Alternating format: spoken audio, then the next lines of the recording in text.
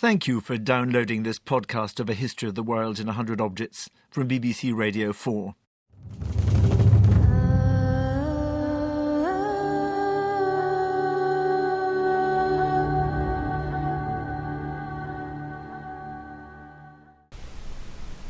In this week's episode, we look at an object that is a piece of 16th century women's fashion, highly steeped in symbolic messages, meanings, and a tool for introducing young women into polite society.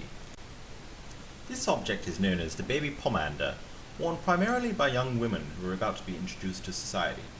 These objects were worn either around the neck on a long chain or string, or tied to the woman's hip.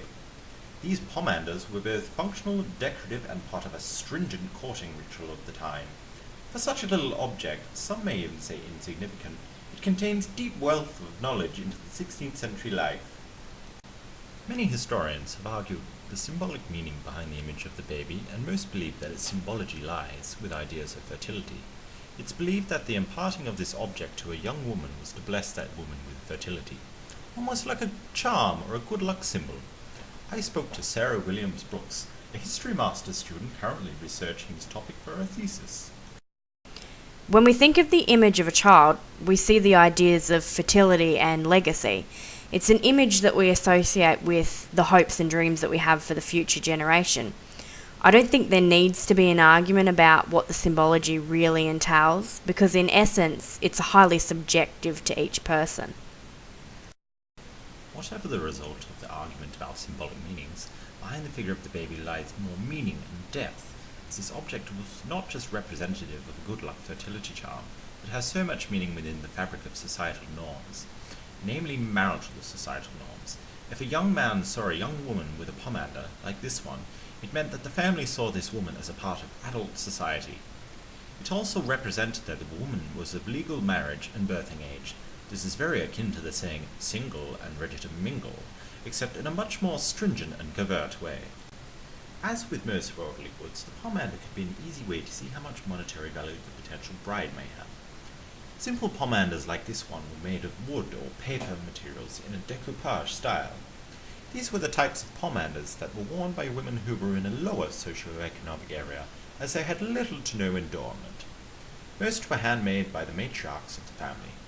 This was for two reasons, mainly because resources were scarce, but also as it was a tradition that the matriarchs in the family approve of the young women's introduction into society. In essence, we could call this a rite of passage to becoming an adult female. They could either be handed down as an heirloom or created to start a new family dynasty. Elite classes would have their baby pomanders produced by fine crafters, woven with filigree and embroidered to depict family crests and/or narratives. They would often have gold and even jewels depending on the economics of the family. Despite economics, societal norms, and symbolism, all pomanders had a function, and that function was to smell good.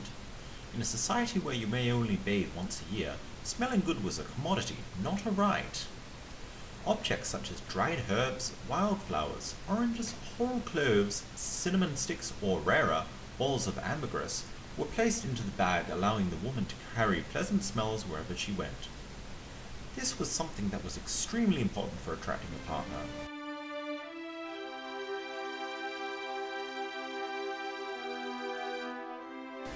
The ideas of function, decoration, and tradition are so interwoven into the baby pomander that it cast light upon a time when courtship was a delicate dance of hidden messages and meanings, all leading to the union of matrimony. Next week, we will look at 18th century ring that shares a lot of the same ideas about function, decoration, and tradition as the baby pomander.